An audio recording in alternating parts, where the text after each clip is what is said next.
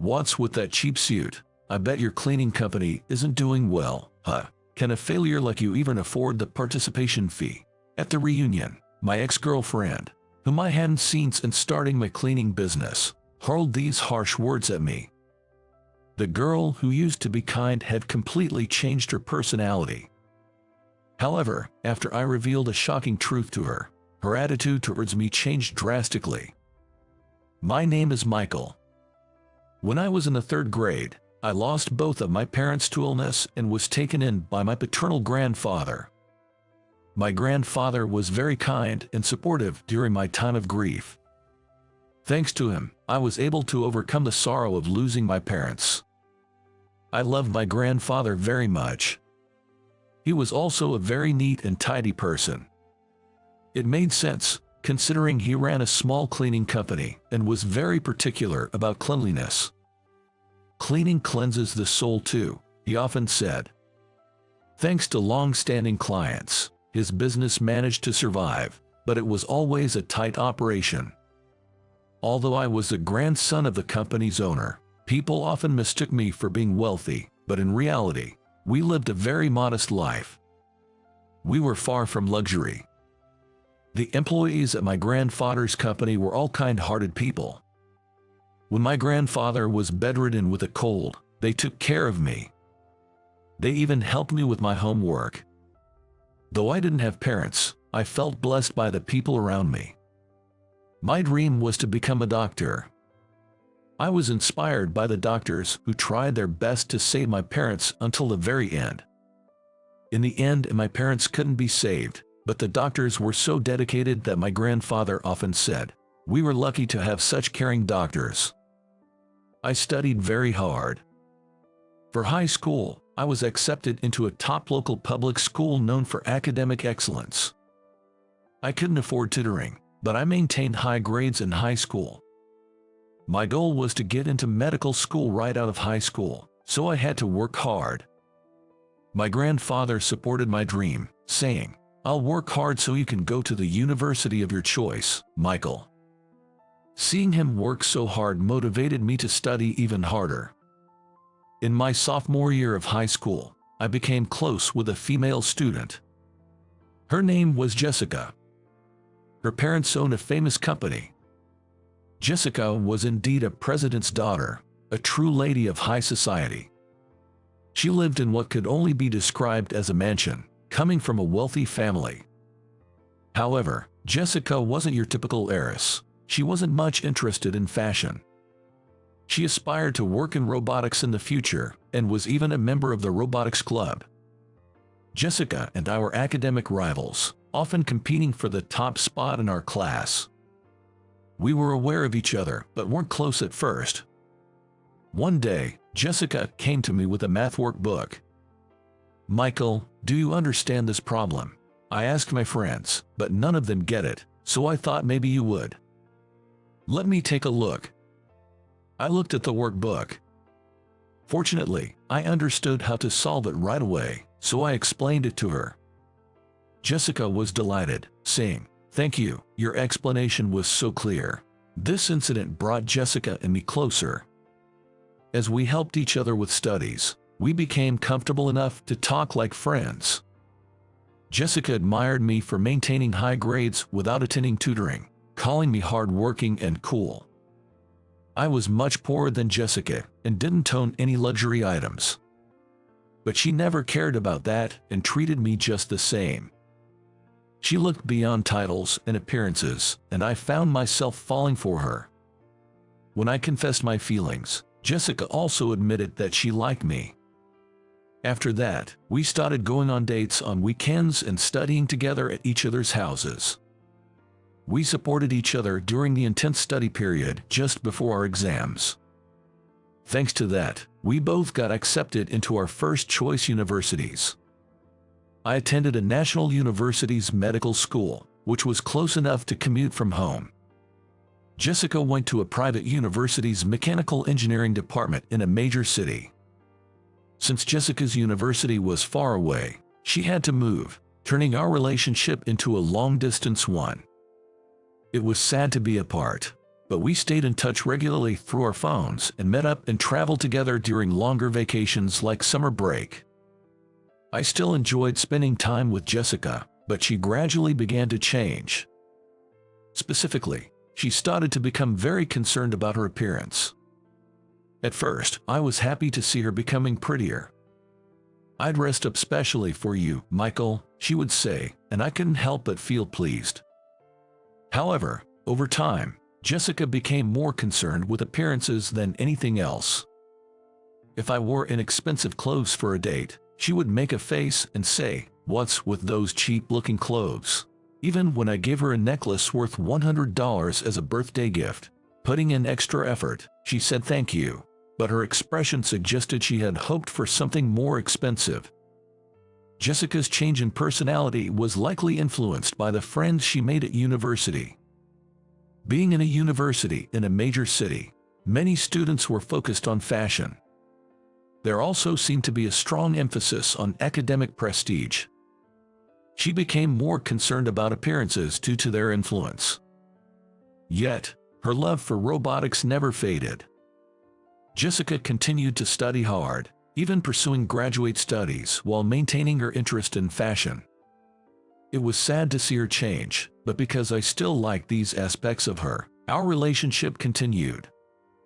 On my end, I studied hard and successfully obtained my medical license. My graduation was also set. Jessica graduated from graduate school and secured a job, and we were happy for each other's achievements. We were discussing a celebratory trip when a major incident happened to me. My grandfather fell and passed away.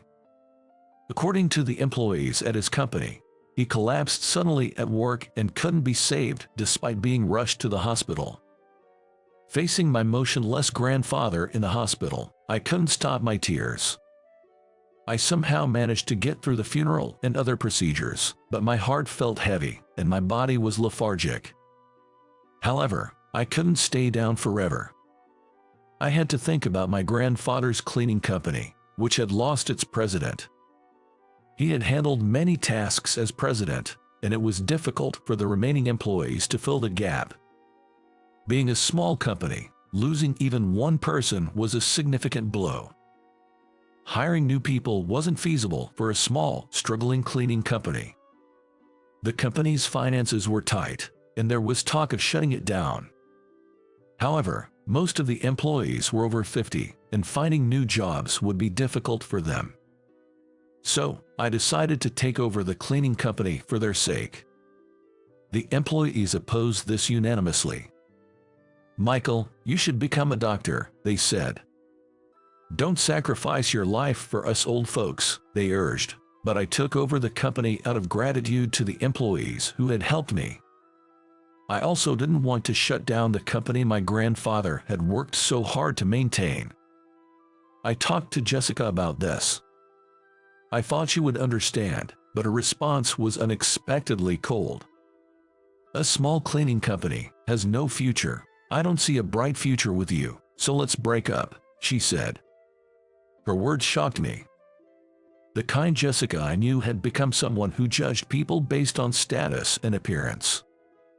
Looking at Jessica Gay, I saw she was clad entirely in designer brands, with flashy makeup. The girl I once knew was no longer there.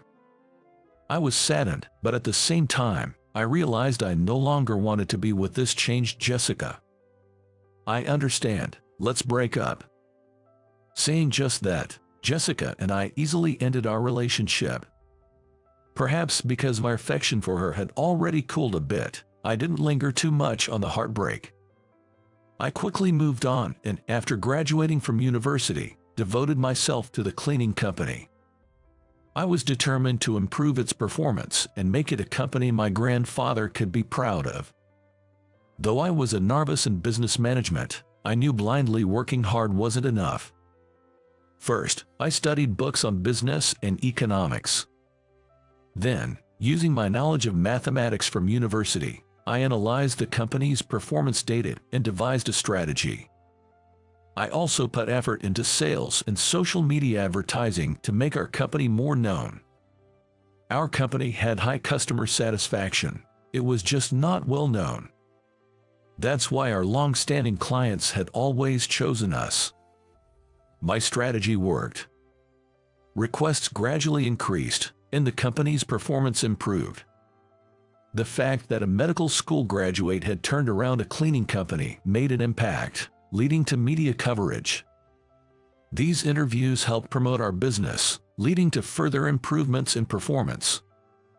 As work increased, so did our need for more hands, especially as our staff was aging. Due to the aging workforce, we decided to hire younger employees. The cleaning industry isn't exactly a popular field. To my surprise, we received more applications from people in their 20s than expected, bringing new energy to the company. Of course, not everything went as planned, and there were many failures. But thanks to the support of all the staff, we overcame these challenges.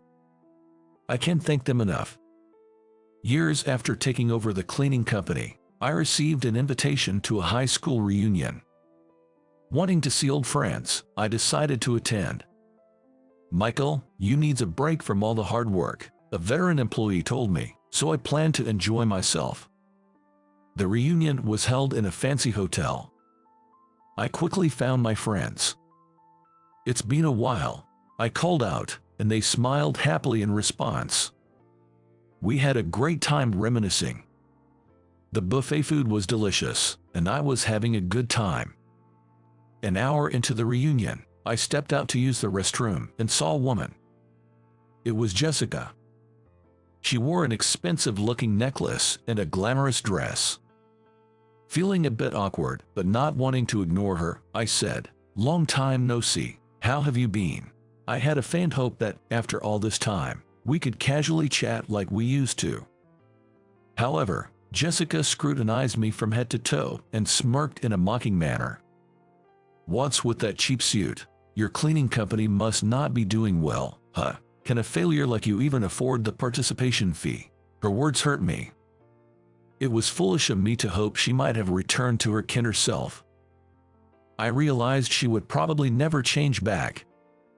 Thinking this, I felt both sadness and a sense of loneliness. While I stood there speechless, my classmate Brandon found me and approached with a smile. His face was red from drinking, and he didn't seem to notice my serious demeanor. Slapping my shoulder, Brandon said with a grin, "Congrats on making it into the Millionaires Club, man." Hearing this, Jessica looked confused. "What do you mean by the Millionaires Club?" she asked. Brandon looked surprised at her question. "You don't know, Michael here has made a huge success of his cleaning company. His assets are now over $30 million. "Really? That can't be true." Jessica gasped in disbelief. Jessica was in disbelief, but Brandon, with a flushed face, affirmed it. "It's not a lie. The local media ranked local company presidents by their assets, and Michael made it onto the list of wealthiest people." "Well, it's just a local thing. Nationally, it's not a big deal at all," I added modestly. My cleaning company had expanded in scale and had many employees. As a result, my assets had increased significantly. I did own more expensive suits, but I had sent them to the cleaners and ended up wearing a cheaper suit to the reunion. But I had no intention of bragging. To reiterate, I had come this far thanks to my employees. I couldn't have done it alone. When I made it onto the list of wealthiest people, the local media came to interview me. I initially declined because I didn't like the sensational nature of the story, but I agreed on the condition that I could promote another activity I was involved in. That activity was a community cleanup volunteer program. In my hometown, littering and illegal dumping had been a problem for several years. It wasn't something that could be ignored. It was so bad it made the news. My hometown, known for its beautiful scenery and as a tourist destination, was marred by this litter. Wanting to do something as a cleaning company, I came up with the idea of volunteering for cleanup. Every Saturday, employees and local residents joined together for the cleanups. When I put out a call for more volunteers, The news about the wealth list led to an unexpected turnout of 10,000 volunteers. As they say, there's strength in numbers, and the town was cleaned up incredibly quickly.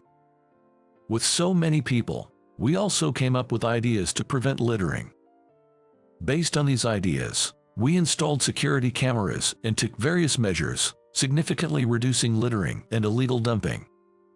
The cleanup made the town more attractive, increasing tourism and significantly contributing to the local economy. As I explained this, Jessica looked astonished. "I was abroad until recently, so I didn't know," she stammered, then fell silent, looking downcast. I didn't need to linger on Jessica, so I quickly used the restroom and returned to enjoy the reunion with my friends. The next day at work, while I was busy, a visitor arrived. It was Jessica.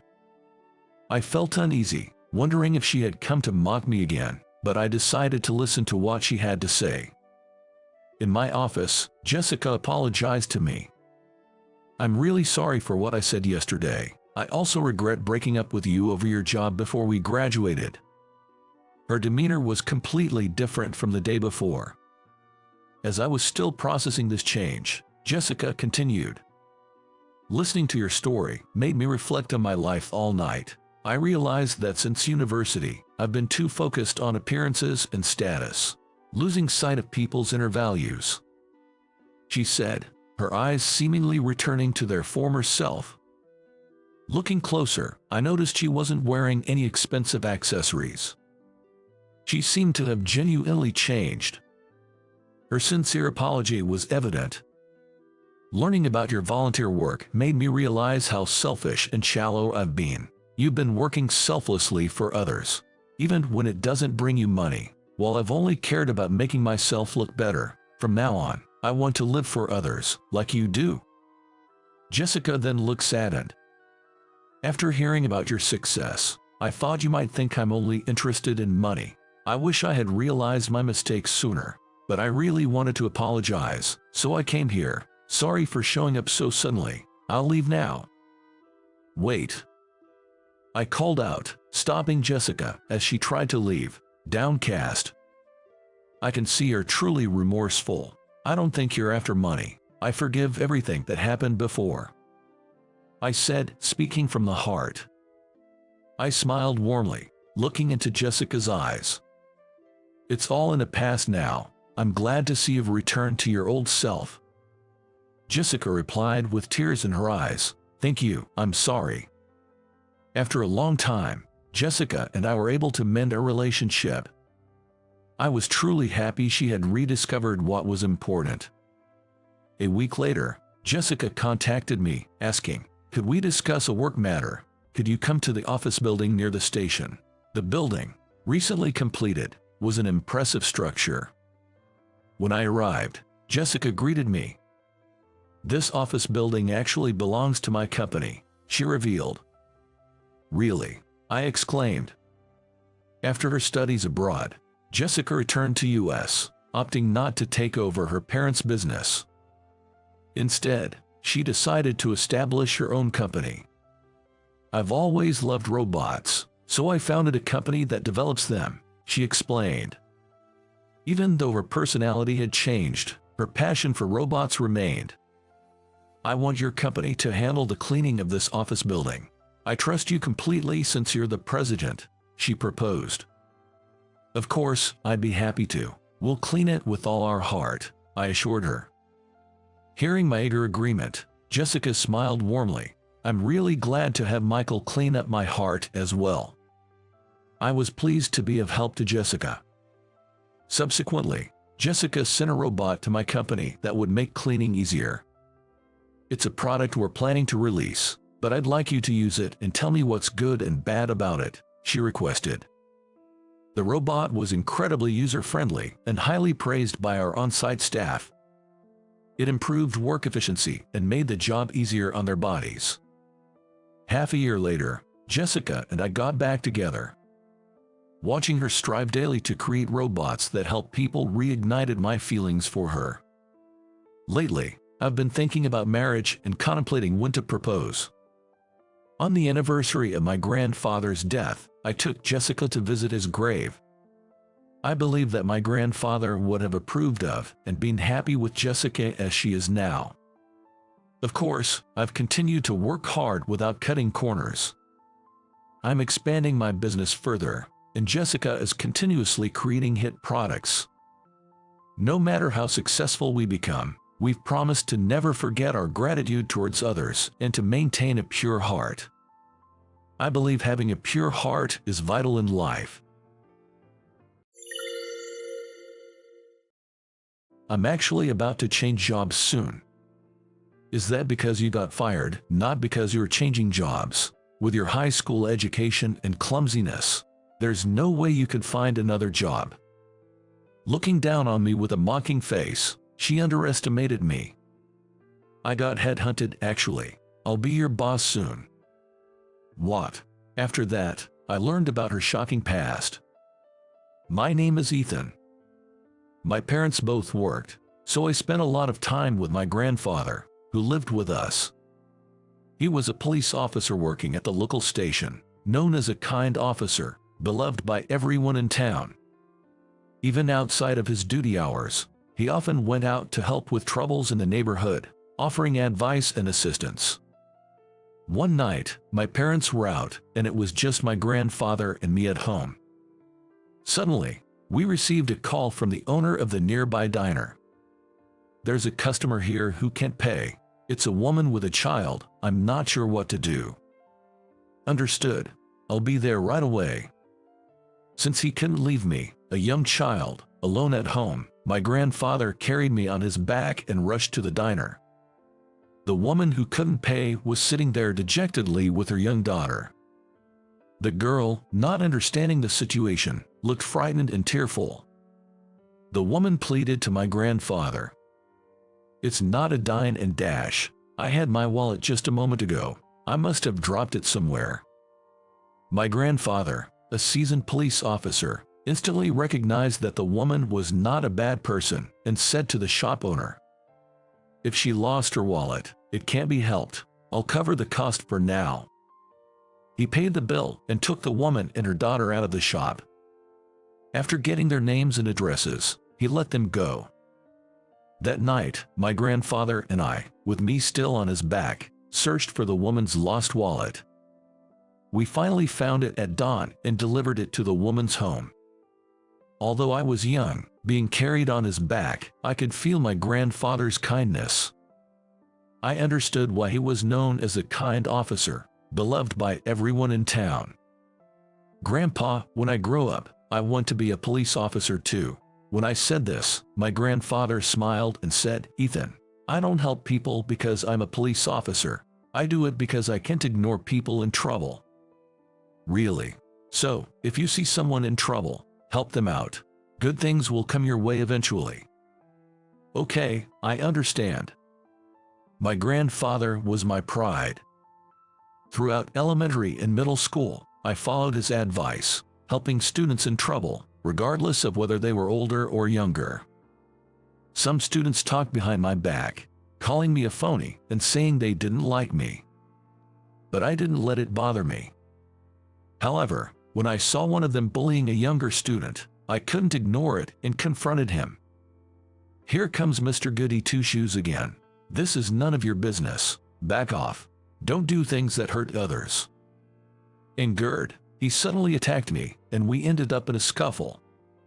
In my passionate defense, we ended up in a scuffle.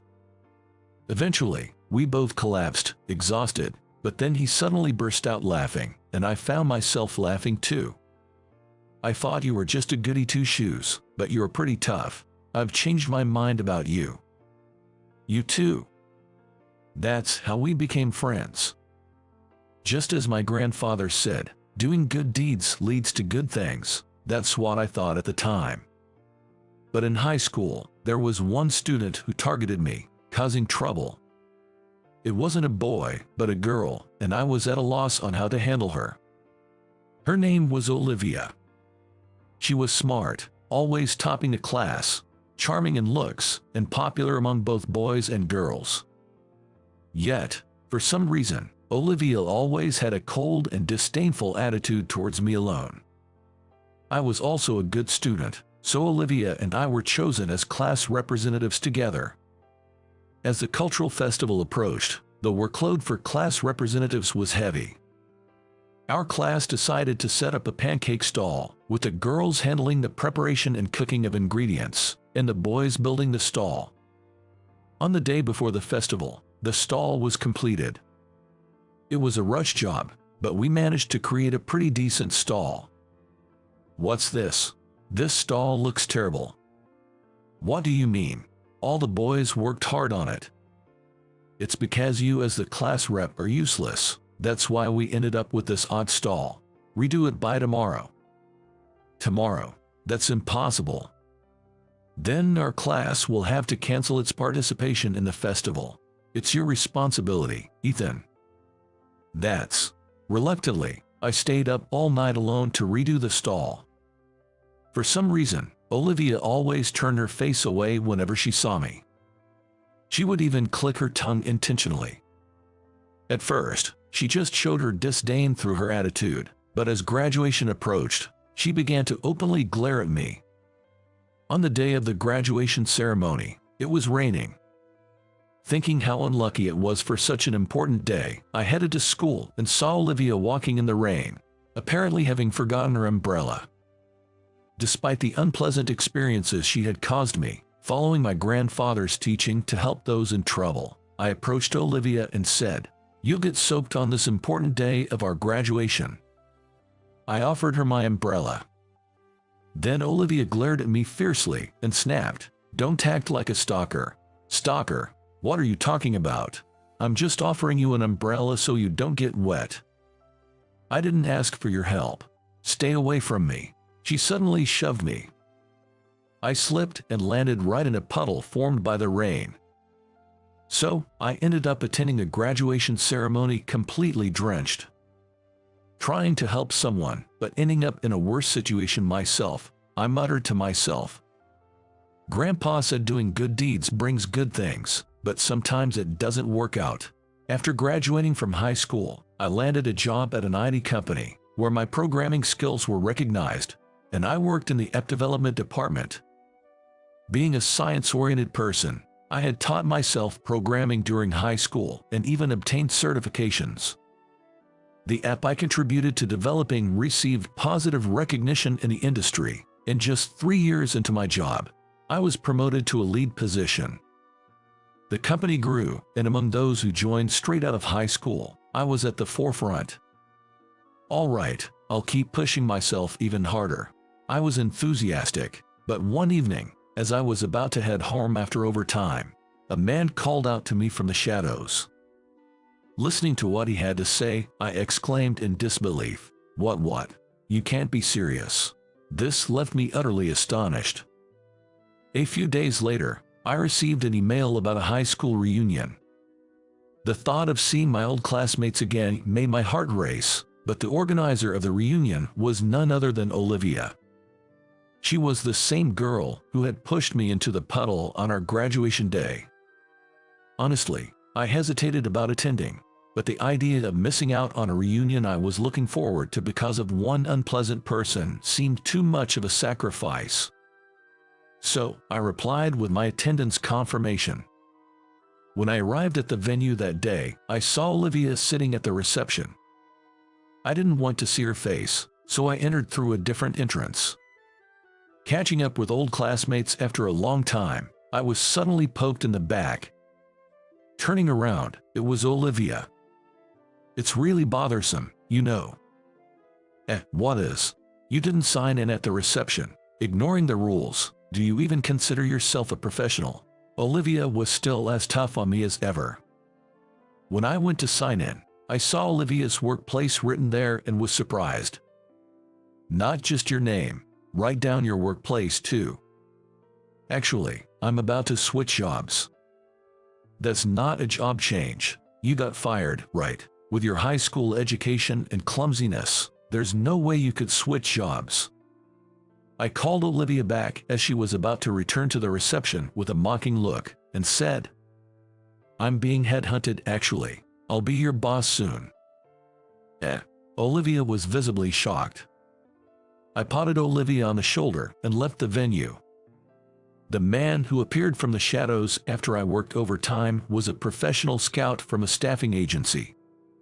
He had noticed my skills that contributed to the rapid growth of the IT company and offered me a headhunting opportunity. And the company he proposed for my new job was the one where Olivia worked. I switched to a major telecommunications equipment manufacturer, where a position as head of the development department was prepared for me. Although I was the youngest in management, it was also a testament to the high expectations of the company. Olivia was assigned as the project leader, making her a direct subordinate to me. Olivia couldn't honestly accept this fact, and couldn't resort to the same kind of harassment as in high school. She avoided eye contact and didn't speak to me.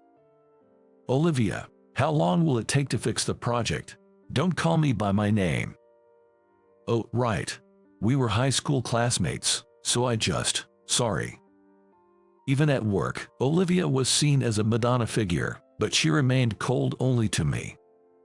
She must have not found it amusing that I, whom she looked down upon, suddenly arrived and became her boss. I tried to talk to Olivia as little as possible. Once I got accustomed to the new workplace, a female employee invited me out for lunch. She was cheerful, so I readily accepted. "I heard you're knowledgeable in programming. Could you advise me on how to study?" "Well, I self-taught, but attending night school is the best way. If you decide to study, I'll change your work shift for you." "Thank you." The purpose of the female colleague inviting me to lunch was that consultation. But I was happy that she was proactive about wanting to learn programming. Leaving the restaurant, as I was heading back to the office with her, we ran into Olivia by chance. Her attitude then became colder than ever, and she started behaving defiantly towards me, her boss. Thinking this situation could affect the project, I quietly approached her at my welcome party later. "Olivia, I need to talk to you later."